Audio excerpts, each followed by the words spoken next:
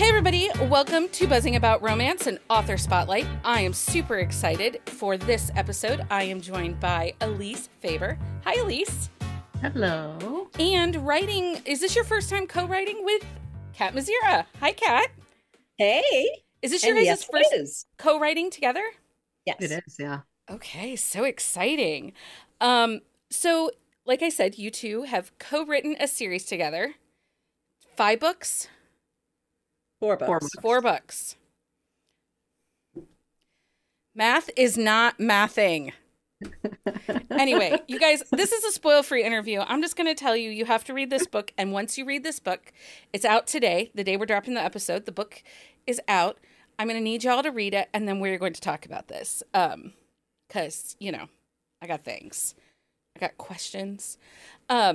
You can find Elise and Kat's bio and all the places to connect with them over on our website, on our On the Shelf show notes, because we have lots of things to talk about. We have things to get to, and I'm not wasting my time on reading your bios, but I love both of you ladies, and you write amazing hockey romances. So, well, thanks for having us. And actually, Elise, we were just talking about, I think it's your Bad series. That's the girlfriend, that they're all the girlfriends. Mm-hmm. We were actually talking about that last night because I'm like, that's kind of the girl gang series. You know, it started as like 4. now I think it's 14. Yeah, and that's 17. So 17. I was like, but they have, there's some subsets in the group. So yeah. But if you ever need a girl gang series, just read the Bad series. Okay, so first couple questions I'm going to ask, and then we'll get into the book. Because, again, I have to keep it spoiler-free because I need people to go read this book so we can talk about it. The book that is releasing is Icebreaker. Is the cute, adorable, illustrated cover, that's the cover that's everywhere, right?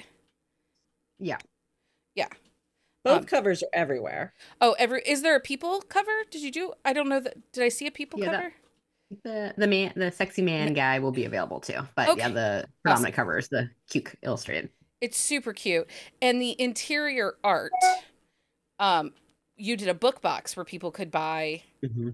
The interior art in that book is gorgeous and adorable. And my girl child was trying to see if she could unglue the feral raccoon that's in the front. She's like, "Do you think we could take this out and frame it?" I'm like, "If you touch my book." I will hurt you. Like, I gave you life. I will take it away. She's like, this is the cutest cartoon, little drawing. And actually, you had a sticker in the book box.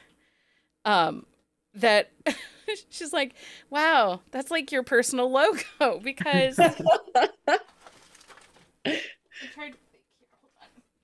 It said, "I'm delightful" with like a mean raccoon face. Yeah. I tell everybody that. Aspen, the heroine, is a little. I always joked when I was writing with Kat that she's going rabid raccoon on the guy because it's a little bit of enemies to lovers. So I was always picturing her like hissing like a raccoon, and so that kind of it kind of fits. Okay, so we'll get into that kind of stuff because I want to talk a little bit about the book, tease the book, so people go out and read it. How did you two become author friends? Because you guys have known each other for a while. I mean, we had a very casual sort of Facebook-only friendship. And then I don't remember when it changed. Yeah, I think we got together at RAM, which is like an author conference, and had some drinks and got to chatting and started playing. Did I meet you for the first time when I was in California? Oh yeah, you did come through. Yeah, we had brunch together, and so that was kind of the beginning of the end. Yeah. I guess. My family and I was on vacation, and we were driving from San Francisco back to LA, and I asked if she wanted to meet for brunch, and so she met my husband and my oldest son and me, and we sat down and had brunch, and it was lovely. And then when we saw each other again at RAM, that's when the ideas started to flow. Yeah. And I love that. I love that because one of the things that I always tell new authors when they ask, and I'm like, get yourself a couple author friends. Get yourself that author friend group chat that holds you accountable. that you can say all the crazy thoughts in your head to, that are going to be there and have your back. But also, you guys have such a great friendship because we see, as readers, we see you building each other up. You know, hey, congratulations, Elise, on your release. Hey, Kat, congratulations on your release. Look at this gorgeous cover. Like, I love that friendship and that camaraderie that you guys have. Yeah, it's nice to have someone. I think we always talk about writing being kind of lonely and like solitary, and so nice to have a person to kind of bounce ideas off of. And that's kind of how Kat and I got started in the series. Is like she would text me and be like, "I'm stuck on this plot point," and I'd be like, "I need help. Like I don't know how to move forward in my story," and we would talk it out. And then we were like, "This is fun. Like let's do a book together." And so that's kind of how we like started. But yeah, so I think it's nice to have Kat be with me. I think it's lovely. I love it. Okay, so let's talk about the inspiration for this series. So the series is called the Game Breaker series. The first book is Icebreaker. What inspired Game Breaker? Because we talked about a little bit before. It is hockey adjacent. Our first hero is a hockey player. But as you guys get to meet these characters and read these books, and they are some dynamic characters. And I like that nobody is really perfect so far. You know, no one's. These guys were super, super broken in their own way. Yeah. And you're going to find out so much more as we get deeper. And the next book that we have started, they are definitely broken. And Royal is probably spectacularly broken because in addition to his emotional stuff, he is physically broken. Yeah. So, anyway, I'm in love. So what inspired Game Breaker? Like, how did this come about? I don't know if there was one specific thing. Like, we knew we didn't want to write necessarily out of the box another hockey team. We both write hockey. We both have multiple teams. It gets hard to keep them all straight sometimes. So we wanted to be hockey adjacent, but not full on a new hockey team. And so we thought, oh, college hockey friends. They played college hockey together and now they all do something different. Yeah. But we decided to lean in with book one on the hockey team, the hockey player, and then the others, you know, there'll be different things. As far as the game breakers go, we needed something to tie them all together. And we knew what the thing was, but we also needed a catchy, I guess for lack of a better word, a marketing thing. Like we couldn't just say, well, we can't just go around marketing. They played college hockey together and there's this really cool thing that, you know, that pulls them together and the death of their best friend and blah, blah, blah. So we came up with the drink and the club and that whole thing. So there is a drink. It's called the Game Breakers drink. It is a play on an old fashioned. It has rosemary in it. And there was one other, because it had orange. Amaretto. Yeah, some amaretto and cherries. Amarettos. Yeah. Yeah. Did you guys come up with this, or is this based on a drink that you've had somewhere else, or? Nope. We played around with some ingredients. I enjoy a good bourbon. I enjoy a good old fashioned. Well, I don't like a traditional old fashioned. I like takes on an old fashioned. Sure. And so we just started playing with ingredients, and that was what we came up with. The other weekend, Mike made me a banana bread old fashioned. Oh. It was so yummy. And it had walnut bitters and banana liqueur in with the bourbon. Yeah, see, that's a personality. I'm going to need someone to make me one of those. It was so good. But like you, I love a bourbon. Now, I do like an old fashioned, but I actually grew up on a dad that drank Manhattans. Like, that was his drink of choice everywhere we ever went. A Manhattan or just a straight, you know, 3-finger bourbon pour. But yeah, I loved it. And actually, in the box, you guys gave a recipe card. And I shared it with my husband. I'm like, I think we're gonna have to try this. This is kind of right up my alley. So, but I love that. I love that you put that extra detail in there. And the Sapphire Room, which is a I don't so you guys, I think in the beginning of the book you call it a gentleman's club, and my first thought was strip club with gentleman's club. I think that's a Midwest way to call. It's a nice way to dress up a strip club. Right. Yeah, they'll say the gentleman's club or something, but it's just like a members bar or Yeah, kind of a members. members only club. Members Yeah. only for wealthy men. Yeah. Yeah. But I liked how that played a part. There was a really great balance in this book. You guys give us hockey, but we also get the world building and then the Sapphire Room, which I'm not going to spoil for anybody. It plays into this story. And it was really well done. So when you're picking details, like what's going to work, what to have, how do you figure out that balance as an author?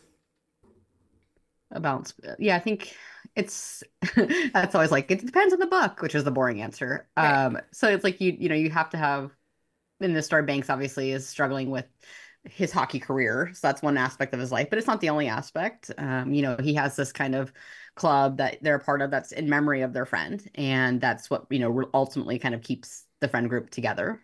Because they founded it kind of as a tribute to Colt. And so I think, and then obviously not doing any spoilers, but knowing that Aspen, ends up starting a job there. And so I think then it becomes almost a character of itself a little bit where it plays an important role for both of them. Well, and I like that touchstone now that we're going to see in each of the books. I mean, I'm assuming. I'm just making big assumptions here, guys. I read book one. But I like that we have that kind of theme, that touchstone. It's, similar to the locker room type touchstones or the bar that the gathering place of the hockey team kind of vibes. Yeah. And it is going to be prevalent in all the books. You're going to see Briar and Frankie in all the books. Like there will be lots of recurring themes to tie it all together. And there will be more about the past that comes out as well. Well, and one of the things that I like about this friend group is they're all really dynamic. And so each of their books, they are definitely going to be their own leading characters. Because, sometimes you get a friend group and the guys, their connection is they're all similar. Like we all have hockey play. Like we have the hockey player friend group. So they're all hockey players, sports, everything is focused. But each of these people have very different ways they live their life. Like only Banks went into pro hockey. You have Atlas, the young, successful startup billionaire, and Royal, who I don't want to spoil anything. I guess is it to say his career? He's okay that he's a rock star. Um, and then it begins with a D. Dash owns a security company, bodyguard and security. Yeah. I will say there's a tow truck driver in this book named Briggs, and for a couple minutes I was like, wait, is he in the friend group? Is he connected? And then he didn't come up again, and I'm like, Becky, you are trying too hard here, friend. Sit down. It is funny though, because you're like, we might need to do a sexy mechanic book because he kind of took a little bit of a life of his own there. He did. And he's such a flirt, which yeah. I love, like when side characters flirt. And actually, there's another dynamic side character in this book, Mrs. X. And again, I don't want to spoil her for anybody, but I love her. And we all know I'm terrible at epilogues, but I read your epilogue and love. Okay, another thing in this book that I just think is really great because I'm nerdy was the board game and the Connect Four tournaments. I mean, I'm a tabletop gamer. If I'm not reading books, I'm forcing my husband to play some new board game that's complicated and ridiculous. Yep. And so I loved the Connect Four. But are either one of you gamer? I know that Kat, your boys play a lot of video games and your husband's a video gamer. Do you guys do board games and tabletop games too? Yeah, not as often as we did when they were younger, but Yeah. They're both adults now and kind of have their own interests. But no, we do. I make my grown Come, kids play Settlers of Catan or whatever crazy game.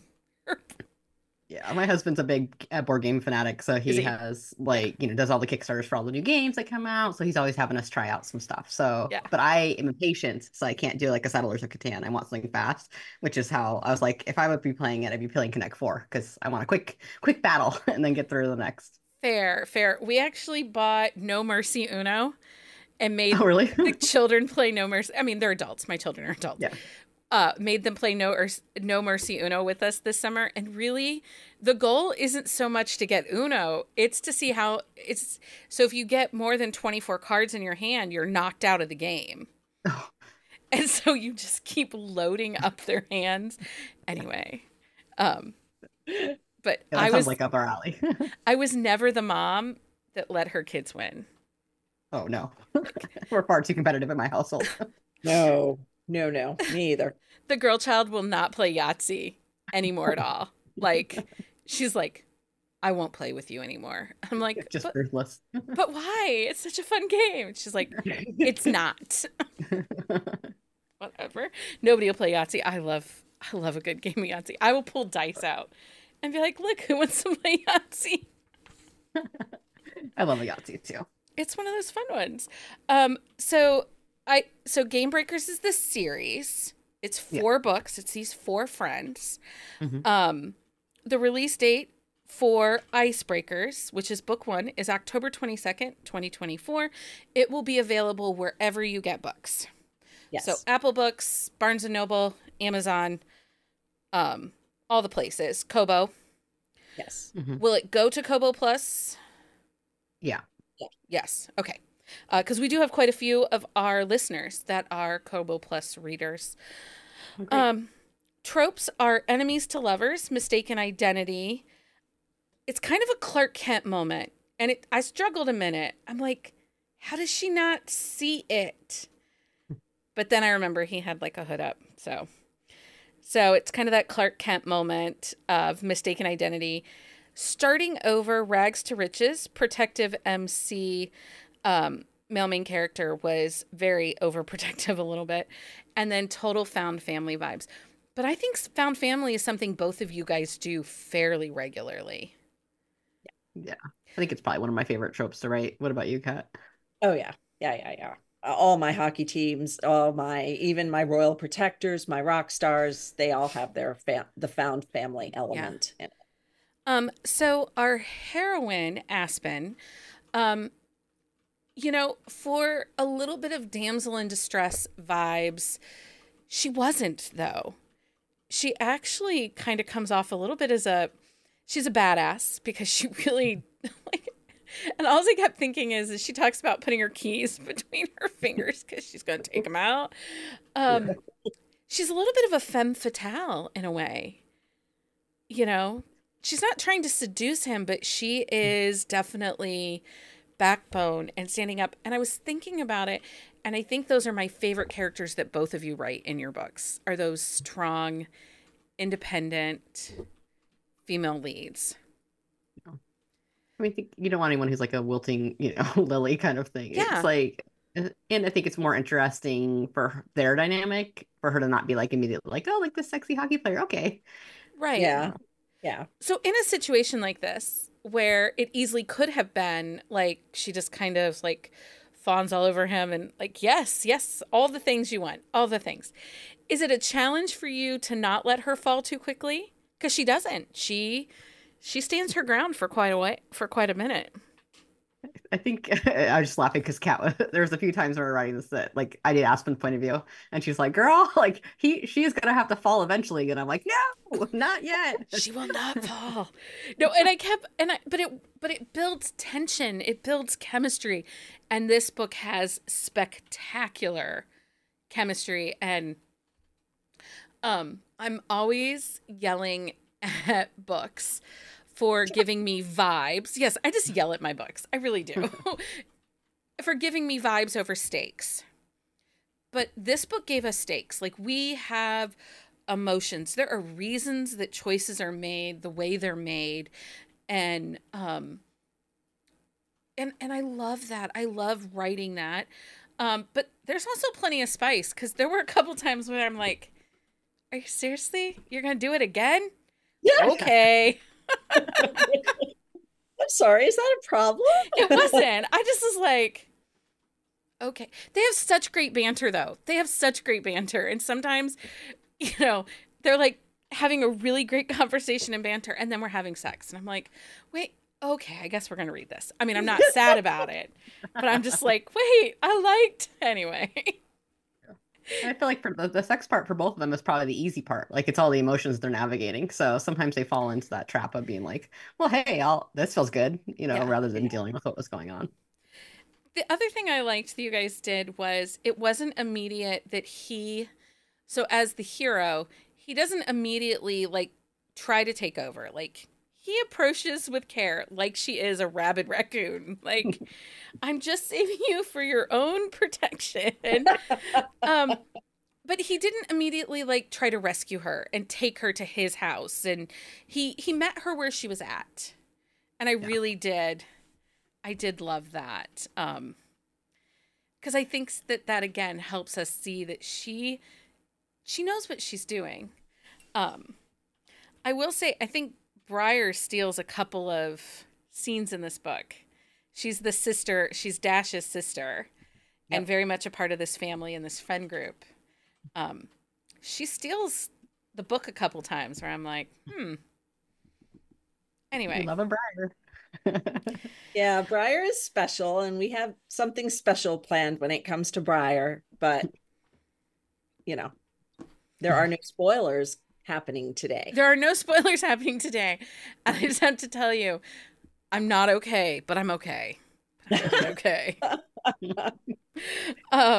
Like I said, I was trolling the Amazon listings today, clicking pre-order on things. And again, I got mad because there were hockey emojis, and I was like, wait. Oh, so you thought we were going to go into the Vipers? Yeah, I thought we were going to get the Vipers, the teammates. And like I said, I called Leah, and I'm like, Leah, I think this series is about the hockey team. And I don't even know, I was like, I don't even know those fuckers' names. Where's the friend group? And Leah's like, you are not okay. And I'm like, I'm mad because I saw the hockey sticks. Anyway. Well, you saw that Heartbreaker is up for pre-order. It is, but I don't read blurbs. But I just saw the hockey emojis and I was like, damn it. Anyway. I'm fine now. I'm fine. At the end of the book, I felt positive because then you put in your author notes that, Royal's book is next, Heartbreaker. So, I mean, I'm not necessarily 100% okay with your choices, but we'll have to see how it plays out in the book. I might be in your DMs being like, ladies, we're going to do a rewrite. Just wait until you read it and then talk to us. I'm sure it will be wonderful. I really did enjoy it. Okay.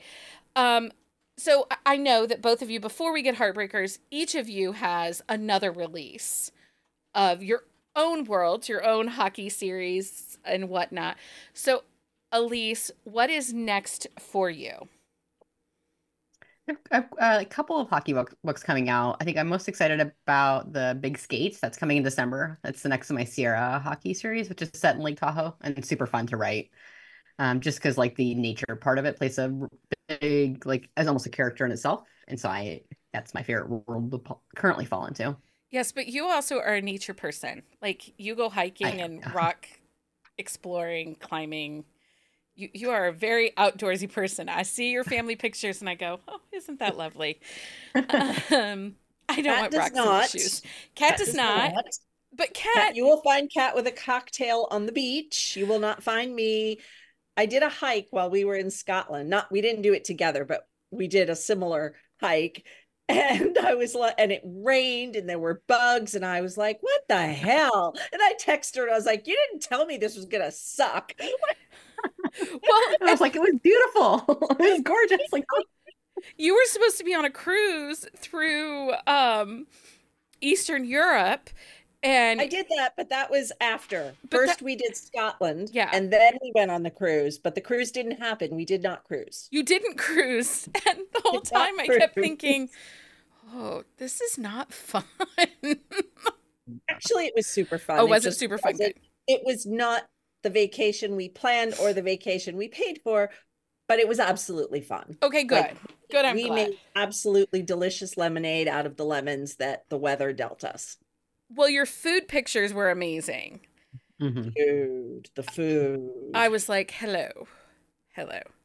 And you both were in Scotland for Rare Edinburgh. What was the purse making? Did you do the purse making? We did. So what was the purse making? I mean, we're going to get to what Kat has next, but I Worry. just need to know about the purse making. Oh, I mean, it was just fun. It was like you get to go to a little workshop and pick all the colors that you want, and you can make your own custom bag. And yeah, so I And made two.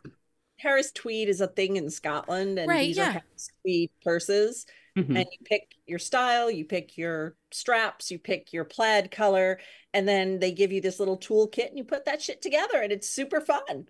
I was so jealous. I'm going to be honest. I love a good purse, and I was watching that, and I'm like, they got to make purses. Like, I didn't even know it was a thing. Like, you get to do your own custom one. Yeah. How fun. It was fun. How fun. Okay, Kat, what's next for you? So before Heartbreaker comes out, I have in November is Body Shot, which is book 8 in my Lauderdale Nights series. December is sort of a surprise throwback to a series that I abandoned a few years ago. The book is called Cooper. It is book 4 in my Royal Protectors series, which is a bodyguard series.